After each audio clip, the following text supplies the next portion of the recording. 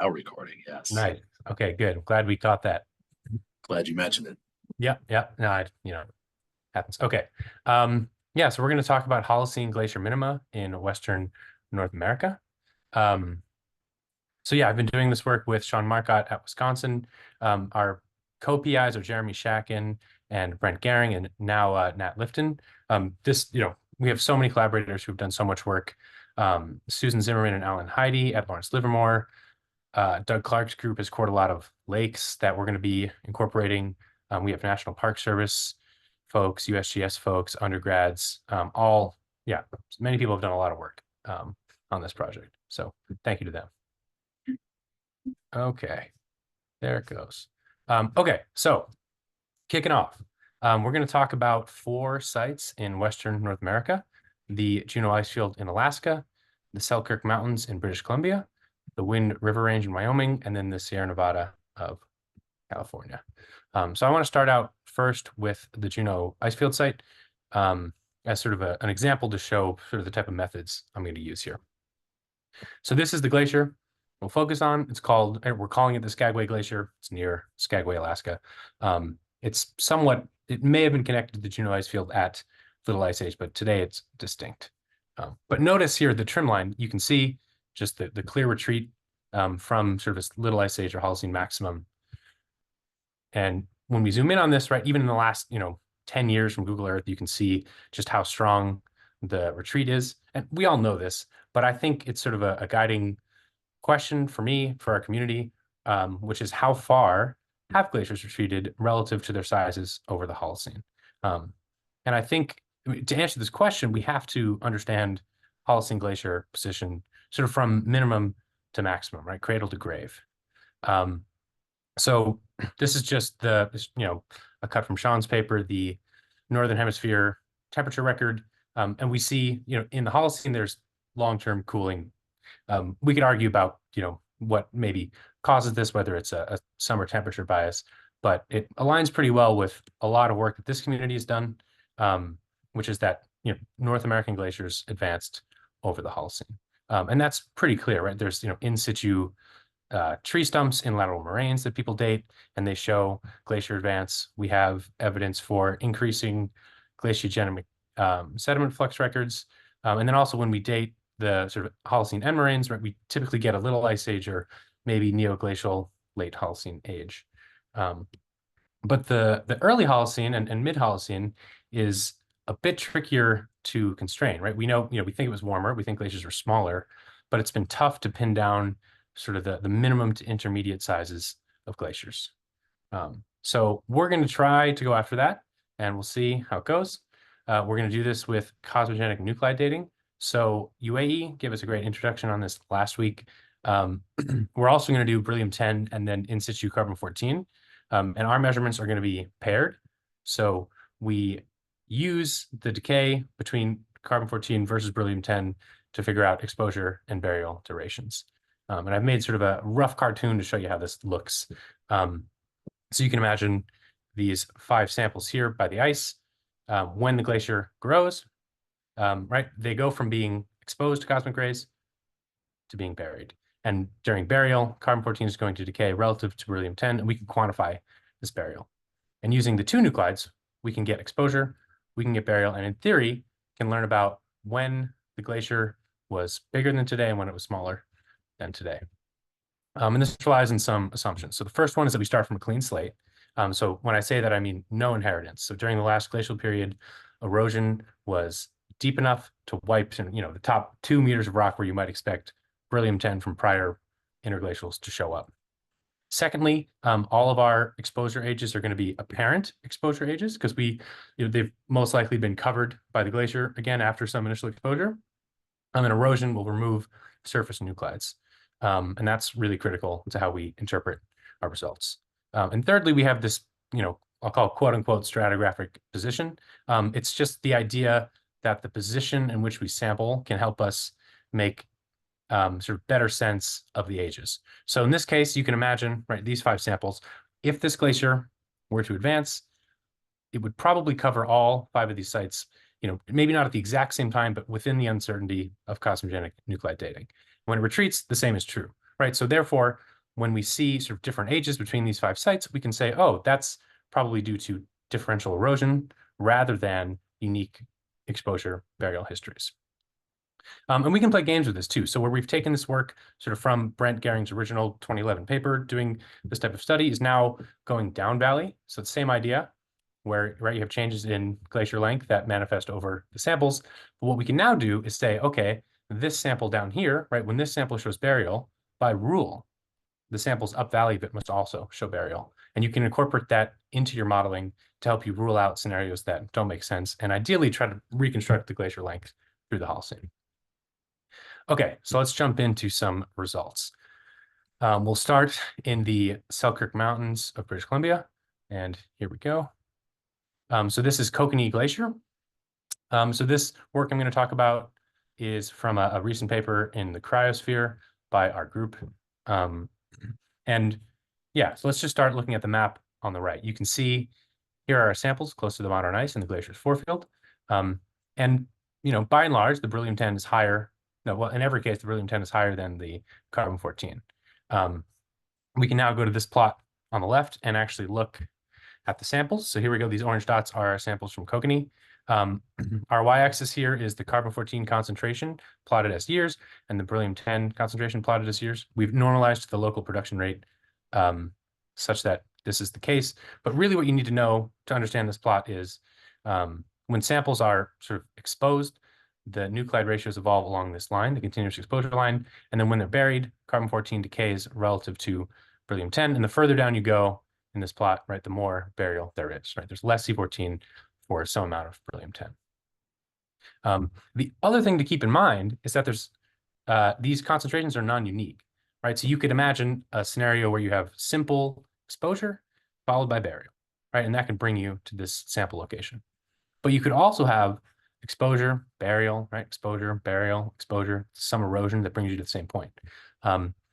Same thing, right? You could have all sorts of different scenarios could bring you to the same concentration. So what we do is we've taken this Monte Carlo forward model for nuclide evolution in bedrock, and we take 100,000 different exposure burial histories and simply see what matches our nuclide concentrations. And again, here we use the stratigraphic position argument. So we take, you know, what works for all 6 samples is the only thing that we keep. And when we do that, we see, so let's look at Kokanee Glacier. So this color bar is the probability of exposure, right? So these are for all 6 samples. What's the chance they were exposed throughout the Holocene? And we see that in the early Holocene, from about 11 to maybe 6 Ka, we see this sort of bright yellow, telling us there's a high chance the samples are exposed. And then it transitions to blue in the late Holocene, mid to late Holocene, where, right, there's low chance of exposure, which is also known as burial, right? So one way to think about this is now we're looking at the entire glacier in map space. So in white, we have the modern glacier position, right? This was as of, you know, 2022. And then in light blue is the little ice age extent that we've mapped. So you can think of our data in this way, which is that at around 6 Ka, the glacier was clearly smaller. Where'd my mouse go? That's gone. There it is.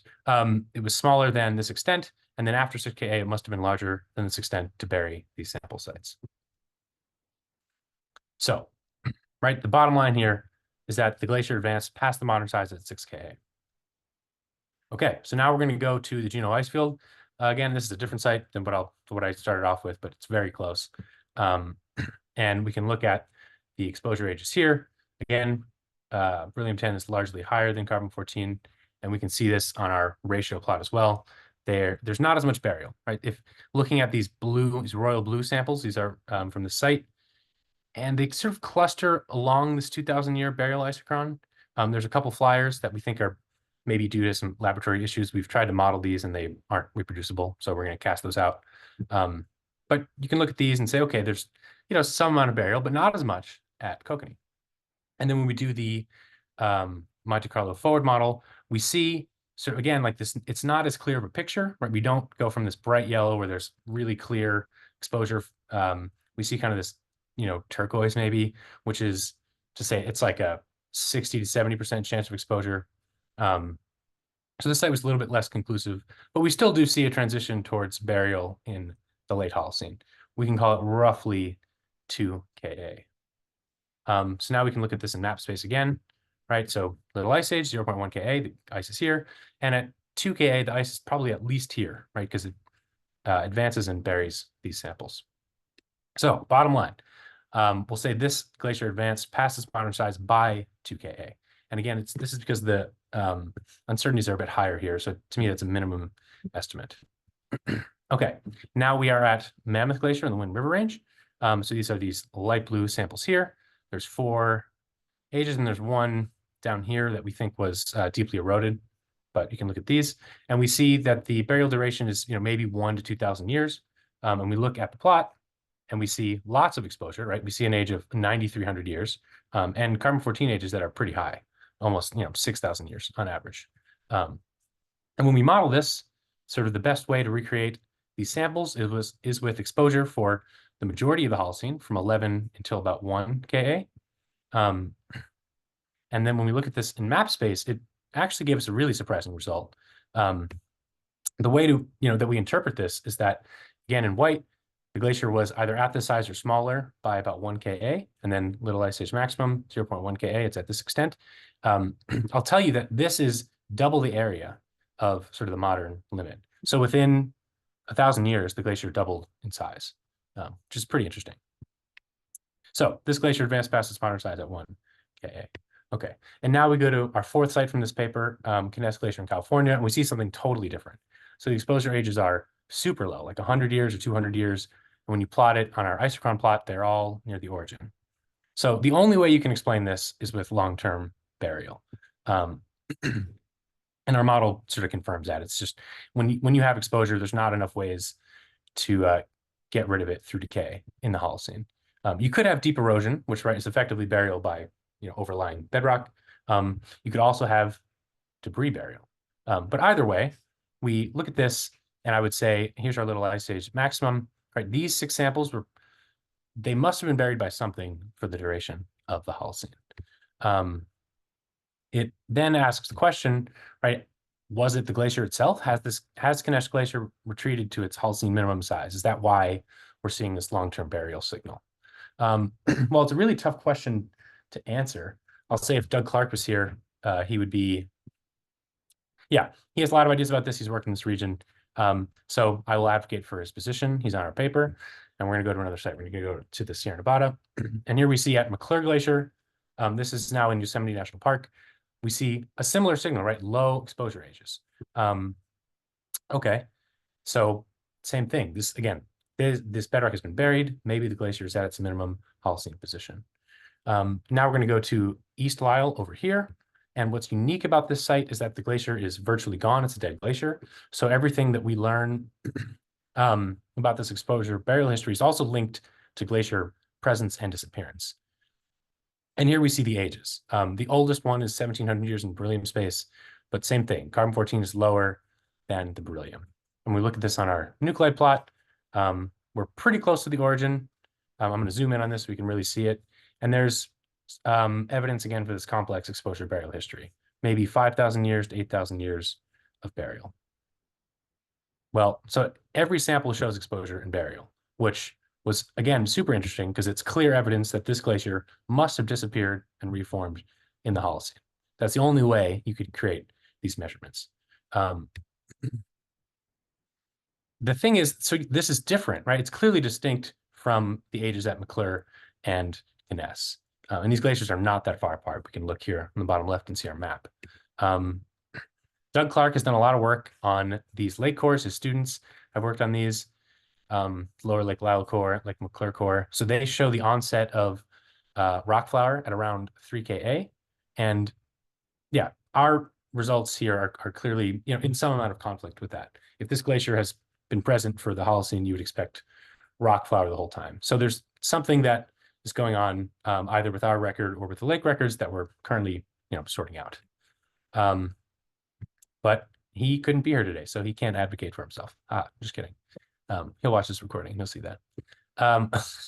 Okay, so we're going to go to the Juneau Icefield Glacier in Alaska.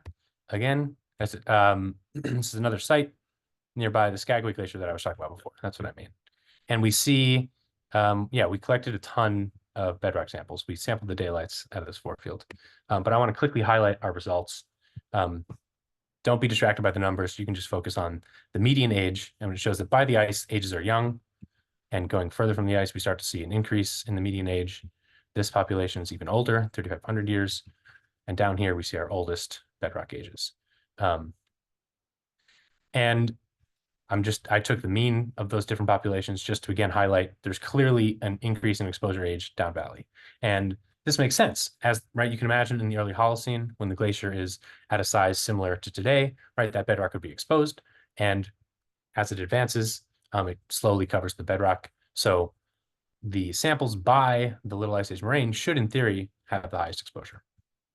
And the burial duration should be the opposite, right? So we can now look at this in our isochron space again. So this sample, Skagway 07, closest to the ice. It shows evidence for deep erosion, but not a ton of exposure. I've done some modeling on this, which I won't show here, but it's consistent with about 8,000 years of burial. But the uncertainty is quite high because the measurements are pretty low. This sample, Skag 15, shows about 6,000 years of burial. This next one shows 4,000 years of burial, right? I'm looking at our isochron plot.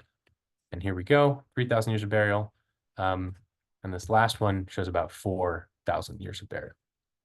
So when you look at this together, you can now see that there's a clear trend of burial decreasing down valley. And I'll say these last 2 samples where we see a slight reversal, they are indistinguishable within 1 sigma uncertainty on the ratios. So our ultimate goal is to try to reconstruct glacier length through time, but you can see, where we're headed here, right? Maybe the glacier's at this position at 8 Ka and slowly advances 6 Ka, 4 Ka, 3 Ka. And this is not dissimilar from what people have found, like Brian Menounos, that, by 3 Ka, glaciers are pretty close to the Little Ice Age maximum. But we need to do more work to get a continuous record. But the final point I want to make is about glacier disappearance and Holocene glacier minima. All of this activity we're seeing is in sort of the last 30% of the glacier's length. So to me, sort of this working hypothesis is that this glacier did persist through the early Holocene, right? If it's at this position at 8 Ka, and we look at our temperature curve, right, there's not that much more warming to happen. Again, ballpark on that. But it seems to me that as this glacier continues to retreat, it will cross its Holocene glacier minimum. But again, just a hypothesis. So bottom line, North American glaciers advanced past their modern positions at various times in the Holocene. We think Sierra Nevada glaciers might be at their Holocene minimum position. And thirdly, that Skagway Glacier shows sort of long-term progressive glacier advance, and it potentially persisted through the Holocene and might be nearing its minimum today. So with that, I am done. Thanks for being here. Thank you to all the co-authors and funding sources. Again, everyone did a lot of work to get us here. So cool.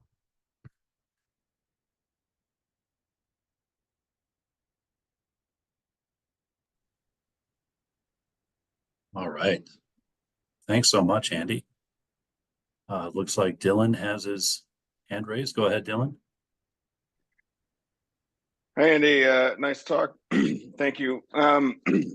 Very interesting. What did you do about snow? Did you do anything about snow and sediment in your models, thinking about them? Because, I mean, you mentioned them, but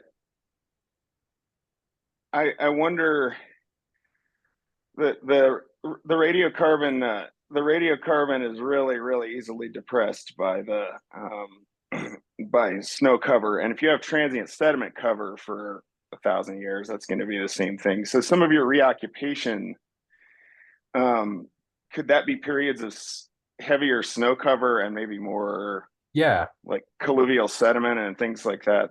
Yeah, right. So, okay. So does snow cover or sediment cover impact our results?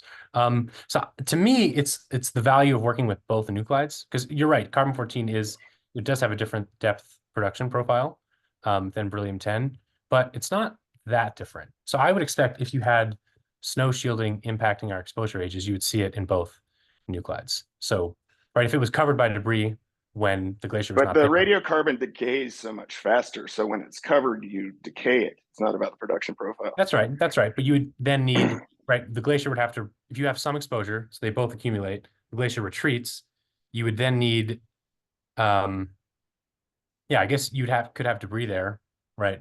But you would then think, okay, would that be ubiquitous throughout the whole region? Right, you wouldn't see as consistent of a signal if that was true.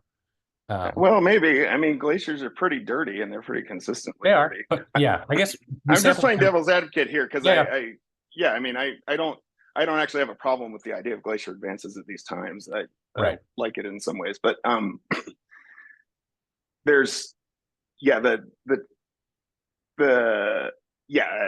just wanted to see to what extent you had kind of evaluated that in your model. We definitely, my approach to that is just like number of samples. We just take more samples and assume, right, if we keep sampling bedrock knobs and high points where you're unlikely to get debris coverage, that sooner or later the true signal will reveal itself. Okay, thank you. Yep.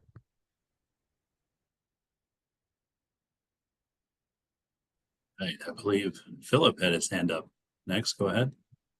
Hi, Andy. I think this is a great talk.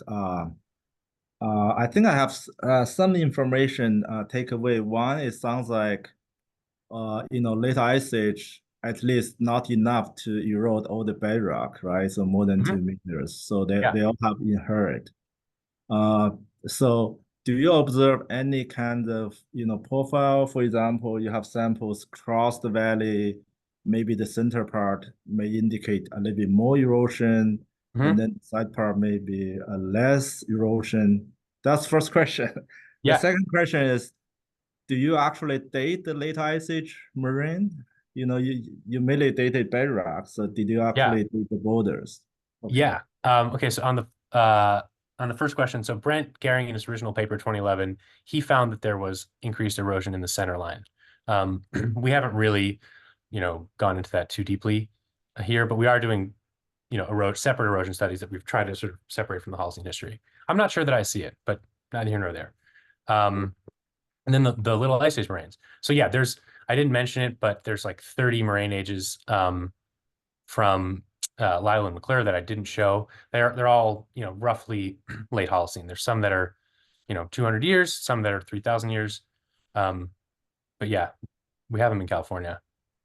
Okay, so that would be very interesting. Sounds like bedrock have a lot of older ages, and then the boulder may be younger ages, right? So yeah, that's right. I mean, I also didn't mention it, but we have a boulder bedrock pair from those bedrock spots. So where you see a boulder age of 7,000 years, right on top of it is, or sorry, what did I say? Bedrock age of 7,000 years, right on top is a boulder age of 200 years. So clearly there's inheritance in the bedrock, and then you can see the history of the ice pulling back and dropping a big boulder right on top.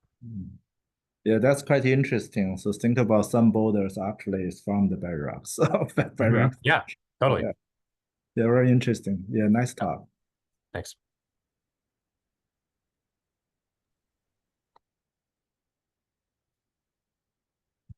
All right. I think you answered this to a degree already, Andy, but Joel had a question in the chat here about assumptions about erosion rates. Can you speak to that one more time? Yeah, the assumptions about erosion rates. Let's see what the exact question is.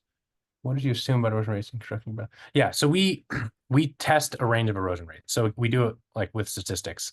So we take 0 to 2.5 millimeters per year as a range, and we just run through if it's 0.1, 0.2, 0.3, 0.4, and we test it all, and we just see what best matches our exposure ages. And what we found is that the erosion rates are pretty low, actually. It's like about 0.2, 0.3 millimeters per year is sort of most consistent with our results, which is on the low end of the literature. Again, for more details on all of this and the Monte Carlo forward modeling, it's all in that Krauser paper that recently came out in painful detail.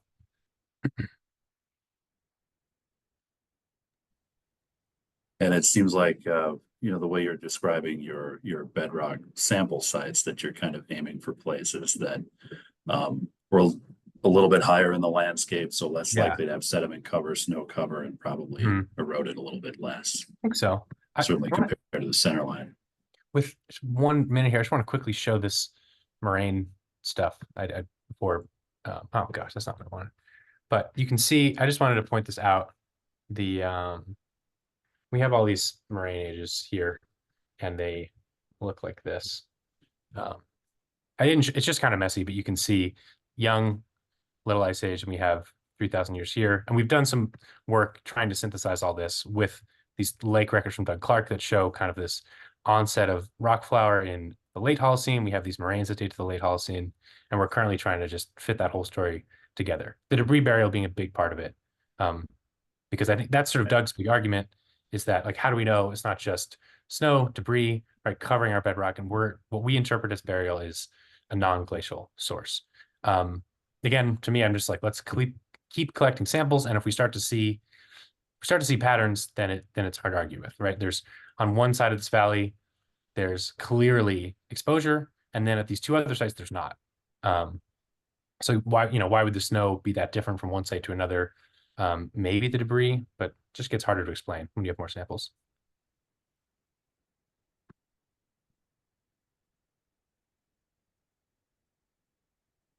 All right. I don't see any more questions. Let's thank Andy again. That was a great presentation. Really interesting data set. Thank you for sharing that with us. All right.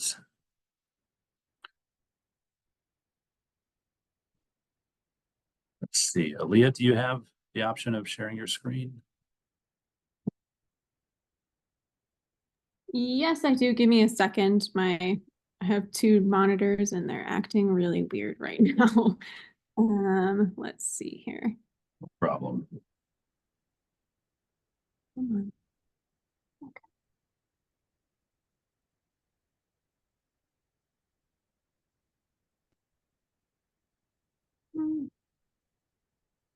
I see Sean appearing on two screens in the gallery here. So Oh, nice.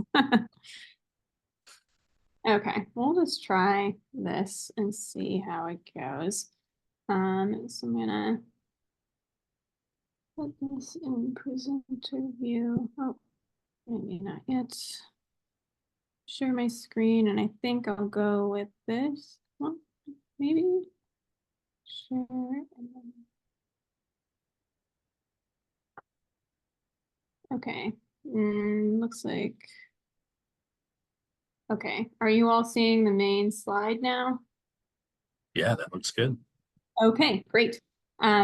So I'll get started. So thank you, Ben, for organizing the seminar series this winter and for inviting me to speak. And thanks, Andy, for a great talk to lead us in.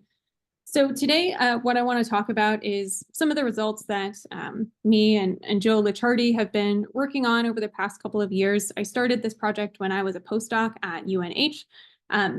So I'll just share some of our initial results on the late Pleistocene glaciation and tectonics. Wait, oh my gosh, Ben, were you going to introduce me? I'm so sorry. I was going to, but go ahead. That's okay. Sorry about that. Completely. Yeah. Anyways, so I'm currently at Queens College, but I was a former postdoc at the University of New Hampshire with Joe. So I'll share some of the results we've generated and also just some musings about glaciation and tectonics here in the Tetons. For those of you who may or may not be familiar, the Tetons are over here in northwestern Wyoming. So this work that I'm going to share is part of a larger project that was in large part funded by the National Science Foundation. There's some key contributors and PIs on the project listed on the bottom of this slide. But with this project, we're really trying to get at this big question in geomorphology, which is how can we quantify the roles of both climate and tectonics on shaping mountainous landscapes? And for this project, we're using the Teton Range as our laboratory. And this is a really great place to get at this question because we have very prominent evidence of both climate change in the form of glaciation and tectonics here. So this is a westward looking view of the Teton Range in Grand Teton National Park. We have the Teton Range here and Grand Teton right there. And running along the base of these mountains is the Teton Fault. The Teton Fault has been active for the past several million years and is responsible for the uplift of the Teton Range above Jackson Hole. You'll also see in this image some pretty deeply incised glacial valleys, like you see here, and all throughout the Eastern Teton Range. These were carved by alpine glaciers and also in part by kind of the greater Yellowstone glacial system throughout the Quaternary. And the glaciers that occupied these valleys were also present during the Pinedale glaciation. And these glaciers left behind some pretty spectacular moraine complexes. And there were also some smaller glaciers that were occupying these little hollows that weren't in these big valleys that left behind some glacial fans. And these deposits have been offset by the Teton Fault since they were in place. So, like I said, this is a great place to get at this question of, climate and glaciation and tectonics and their roles in shaping the landscape. So I'm not going to share all of the results from this project today. There's a ton that has gone into this. So I'm just really going to focus on how we're using glacial deposits to reconstruct past activity and motion along the Teton Fault. So a little bit more about the Teton Fault. So the Teton Fault is a range-bounding normal fault. So this is a part of the Teton Range here, and the Teton Fault is outlined with these red lines. And this extends for about 70 kilometers along the front of the Teton Range. And the Teton Fault, as I said, has been active for at least the past couple million years. And its slip rate is estimated to be between about 0.5 and 1.2 millimeters per year. But there's been some work to suggest that the rates of motion along the Teton Fault are not the same everywhere, and that they've also changed through time. And one of the reasons that has been hypothesized for that is the flexure of the crust that is related to the Greater Yellowstone glacial system. So what we're looking at here is a reconstruction of glaciers in the Teton Range and also the Greater Yellowstone glacial system, or sometimes called the Yellowstone Plateau ice cap, throughout the Pinedale glaciation. This is from Licciardi and Pierce in the review paper that they published in 2018. And the point that I want to make here is that the Yellowstone glacial system was extremely large. This is the largest ice mass in the Western US outside of the ice sheets that existed during the Pinedale glaciation. And it was also shifting through time. So we're showing kind of the buildup of the Greater Yellowstone glacial system in the early part of the Pinedale glaciation. And as we progress through the Pinedale, the sources of ice are shifting, and the areas of the thickest ice are also shifting as well. So, did this glacial system influence rates of motion along the Teton Fault? There's been some modeling simulations that have come out that have suggested that, yes, this is possible. So what we're looking at here is the results of a model simulation published by Hampel and others, where they were looking at the influence of loading of the crust from the Yellowstone Plateau ice cap and Teton glaciers on Teton Fault slip rates. So in the model, they build up the glaciers in the Greater Yellowstone glacial system in the Tetons, allow them to sit at their maximum extent, and then deglaciate them, and then look at slip rates along the fault in multiple locations at the southern part of the fault up through the northern part of the fault.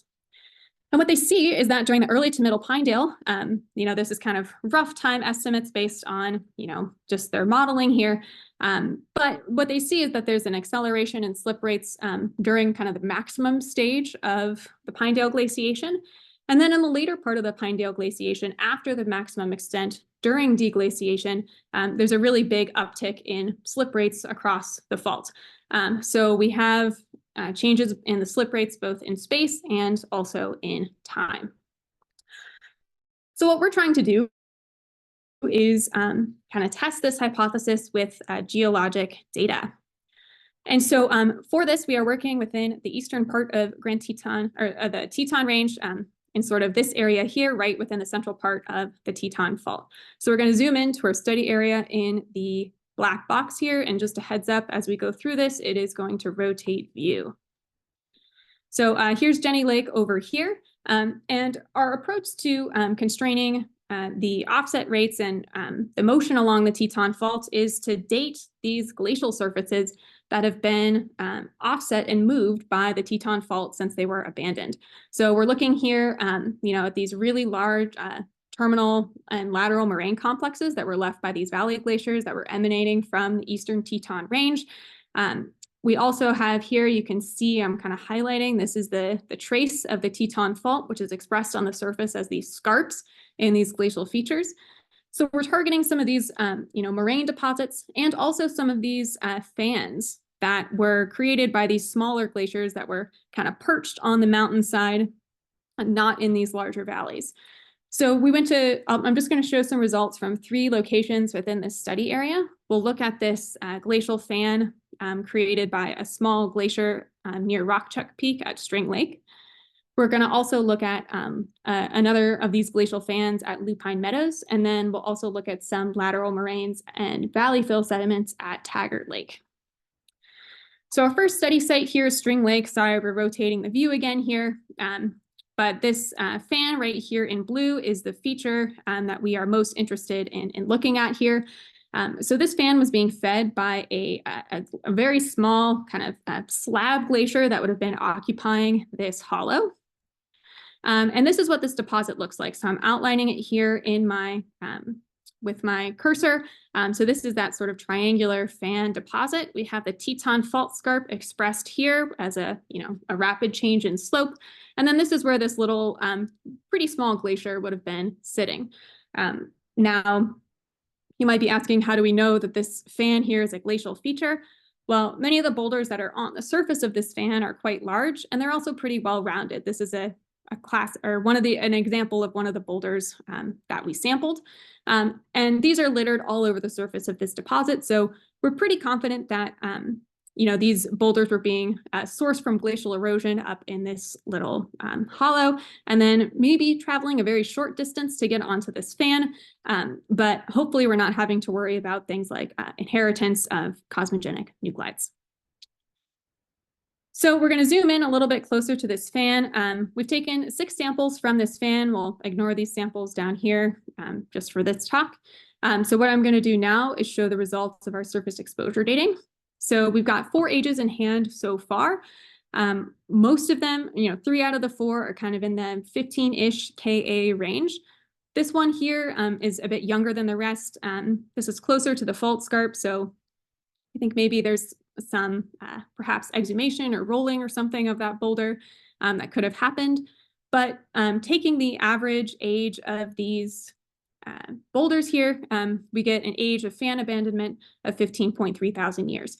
And as a reminder here, our approach is for constraining offset rates along the fault is to date the surfaces of these fans, assuming that the surfaces have been faulted since they were abandoned. And so all of the offset and slip has accumulated since the features were abandoned.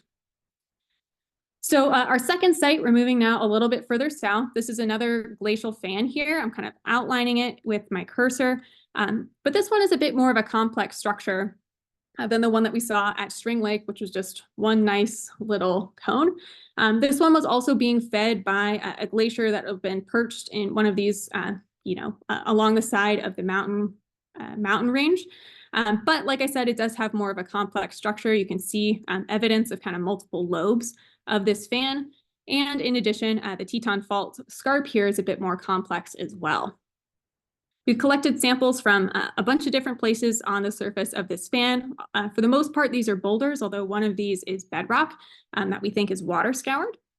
But like the other fan, we're pretty confident that these boulders are coming from a glacial source. They're pretty well-rounded. None of them are super angular. Some of them come from, kind of the more upper parts of the fan and are sort of, Manhattan studio-size boulders. But then we also have some in this very bouldery toe right at the bottom of the fan as well. So here are our beryllium-10 ages from the fan. The Lupine Meadows fan, these ones are a bit more scattered than what we saw at String Lake.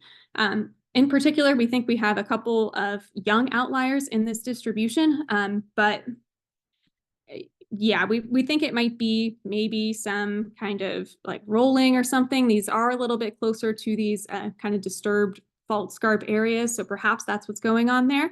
And we also have more of a range of ages represented here on the Lupine Meadows fan than we saw at String Lake. So we're a little more cautious in how we're interpreting these ages, but we're kind of thinking that this fan was active between about 19 and 14,000 years ago. That does make sense with the kind of duration of the Pinedale glaciation that we observe in the Tetons. I'll come back to that shortly, but we think that this fan was active sort of in this 5,000 year range, maybe abandoned sometime between 15 and 14,000 years ago. So our final site, we're moving a little bit farther south to Taggart Lake. Here we are dealing with lateral moraines that have been offset by the Teton Fault. So Joe has really been the one to generate these chronologies.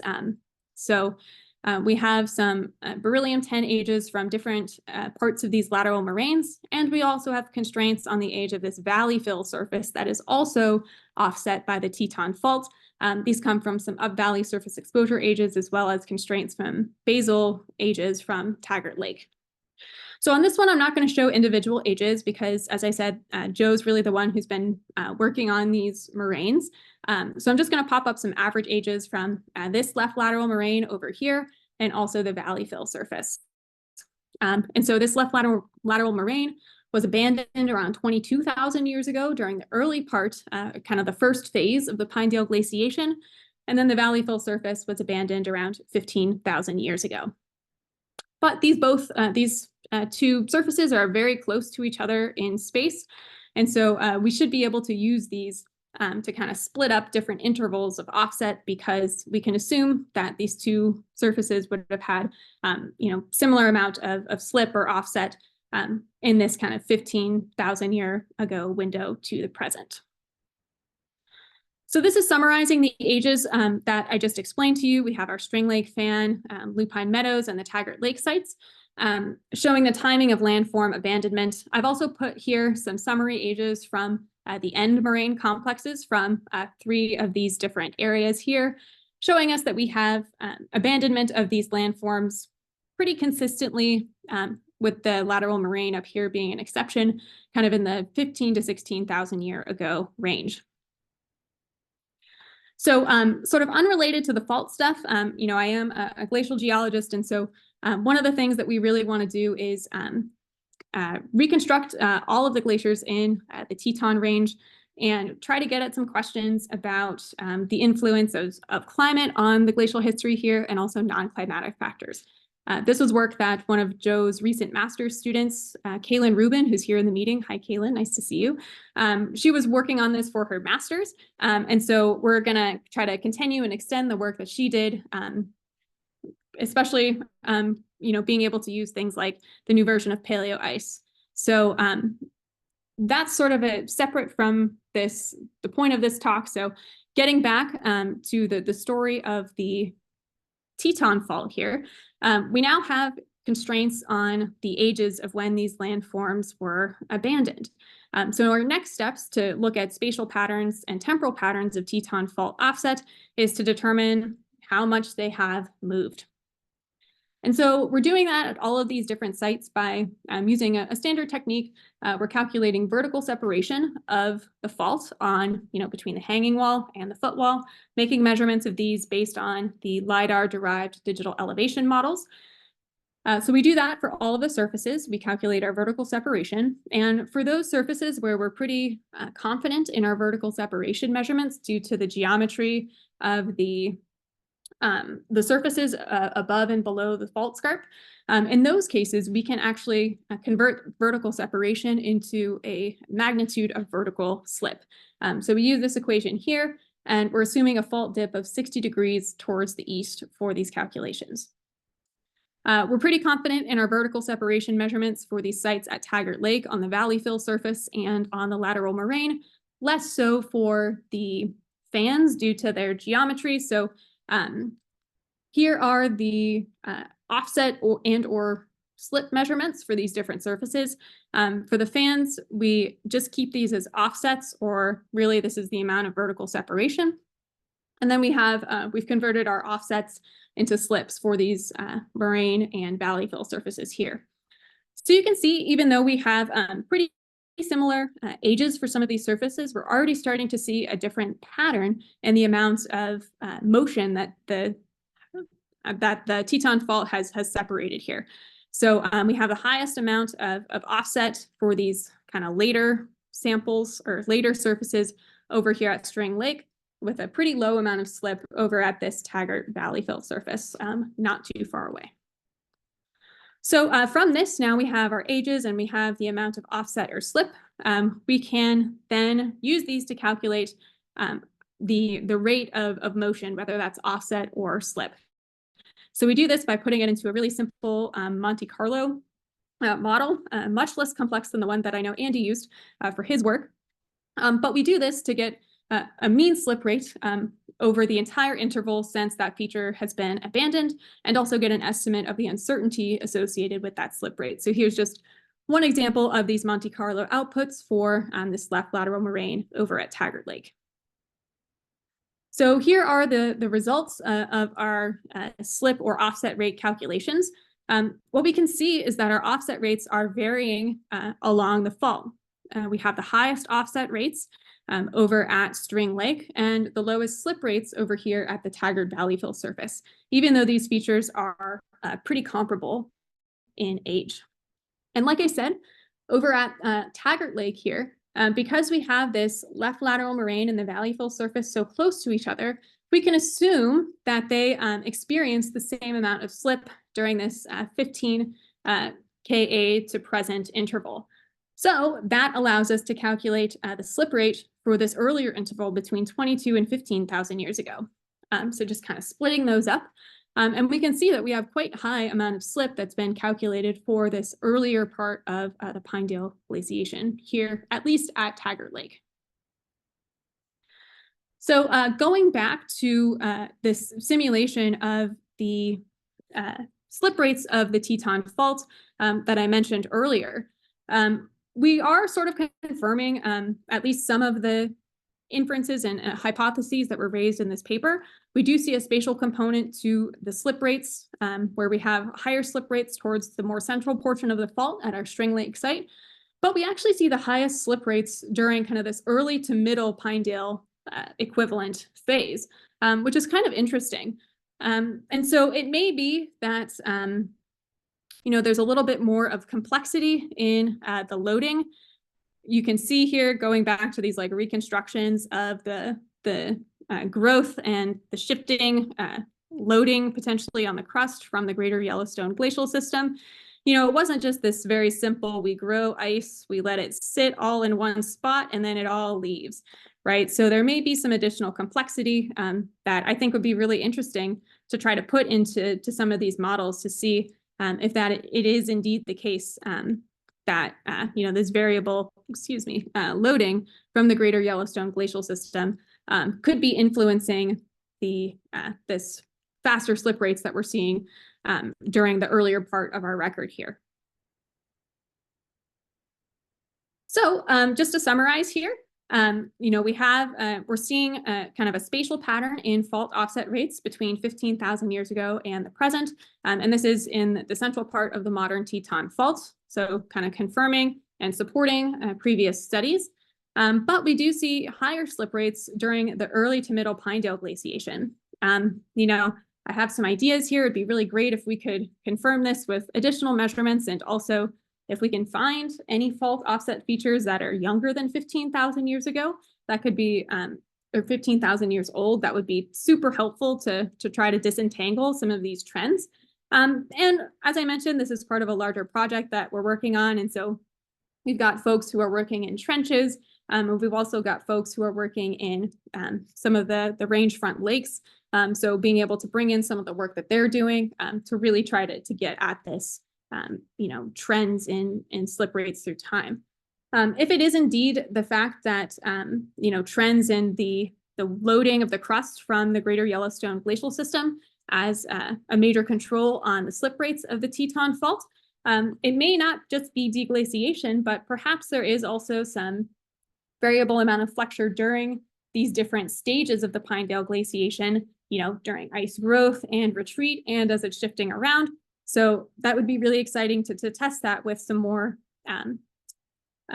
models that can incorporate some of that complexity of the ice loading history. So with that, thank you all, and I will be happy to take any questions.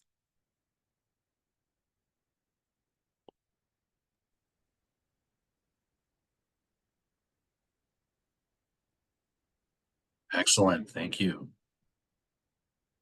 Thanks so much, Alia, for that great talk. Right. Let's see. I think there are questions coming through the chat. I'm gonna take off this screen for a second.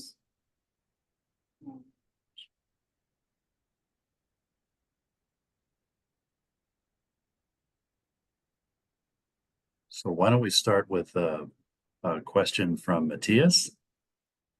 Wondering if you did any correction to the cosmogenic nuclide ages due to land motion. Yeah, that's a good question. No, we have not done any corrections for land motion. Are you referring to, motion from rupture of the fault or like isostatic adjustment? Or just in general? There. Yeah, maybe both. Sorry, we're doing two computers here. Yeah, no, that's okay. Yeah, so well, I guess the answer to both is no. So we haven't done any elevation corrections for our samples. The amount of offset that we see on the Teton fault, that is 30 meters or so at an absolute maximum. So I don't think that would really be influencing our surface exposure ages and production rates all that much. But yeah, we haven't done any corrections for isostatic adjustment either, just because we're sort of worried about overcorrecting and making the ages more wrong than if we had not included that.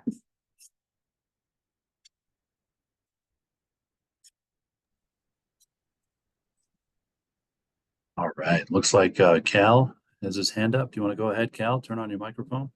Yeah, thanks. Thanks, Alia. That just curious, are you and Colin extrapolating what you see in the late Pleistocene back to, say, Huckleberry Ridge, where you've got 1.5 to 2 kilometers of offset on the Huckleberry Ridge, and reconstructing that to get back to how much tectonics versus how much glacial and glaciofluvial erosion has created the Teton landscape? Yeah. Are you guys extrapolating back to that? Yeah, so we're for this project anyways, we've just been focusing on the late Pleistocene through Holocene history, just because those are the features that we have available for dating. But I know that Joe, and especially when he was with us, Ken Pierce was also thinking quite a lot about that longer term history as well.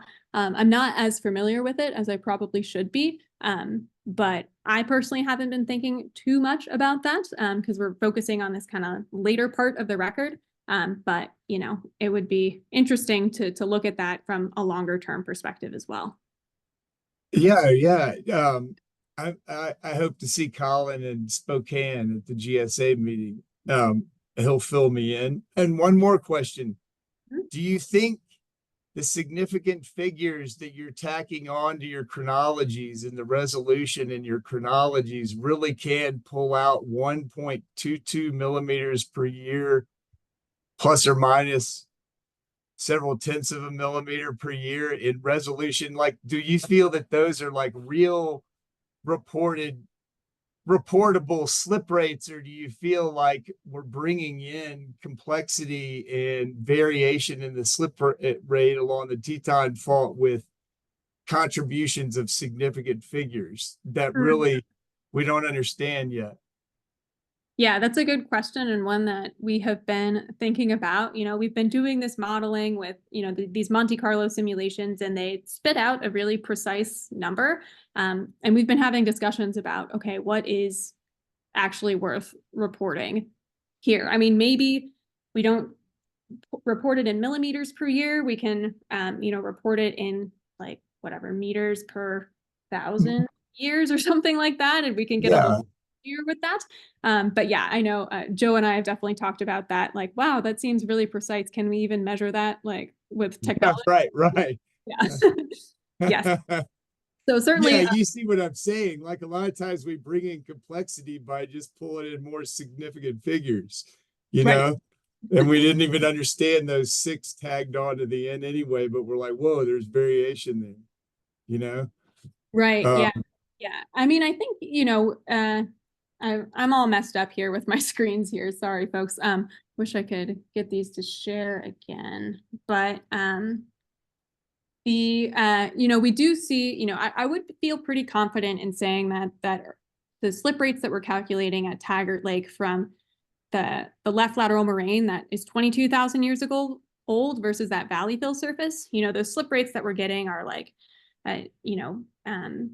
like 2 millimeters per year versus like 0.8. That seems like we can distinguish those. But maybe some of those other ones are a little bit harder to parse out just because we can't really be that precise. but those ages, though, generally work in a long-term relative sense with the 2 million-year-old Huckleberry Ridge with, because it's all set somewhere between 1.5 and 2 kilometers across the Teton Fault. There's your 1 to 2 millimeters per year in the last 2 million years, just looking at long-term block uplift versus climatic induced topographic development, Mm-hmm. Anyway, neat. Thanks for that. Thanks for all those new chronologies and relationships. Yeah, you're welcome. Thanks for the question. Alia, we have one more question from the chat and we have 1 more minute. So question from Joel. What processes do you envision led to the formation of the fans, the Lupin Meadows and String Lake fans? Yeah, so I think String Lake is a bit more of a simple situation. It's we have a very small glacier occupying that hollow, and then it may have been this is something that I've also been thinking about, like how exactly we would draw the boundaries of that glacier that formed at String Lake. But I think that it would be glacial erosion. Stuff is getting delivered right to the edge of the glacier margin, and then that material is just tumbling down slope, probably not being stable for very long because it's a pretty steep slope along the edge of the mountain there. So I think I don't know if there's a ton of influence from water. It might just be all these glacial sediments being delivered to the glacier margin and then kind of falling down and building up in that nice single fan right there.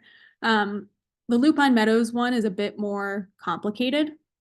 I think there may be some influence of water and kind of fluvial activity and maybe even some like debris flows there as well. That sample that we had from the very edge, it's like this super, super boulder rich, like no matrix there at all. So that might be, being deposited in like a debris flow. And so that one is definitely a little bit more complicated to interpret and infer exactly how those boulders got there in terms of the specific processes that happened after they were delivered to the edge of that glacier, which I think is one of the reasons why we have a lot more scatter on that deposit than we do at String Lake.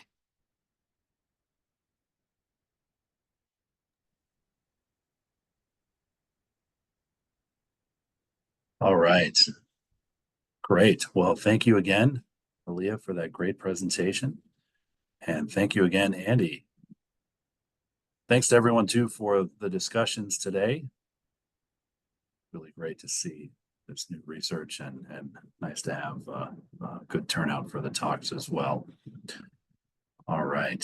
Well, next week we're going to switch back to Friday for our meeting date. I believe that's March 1st. So hopefully we'll see you all then.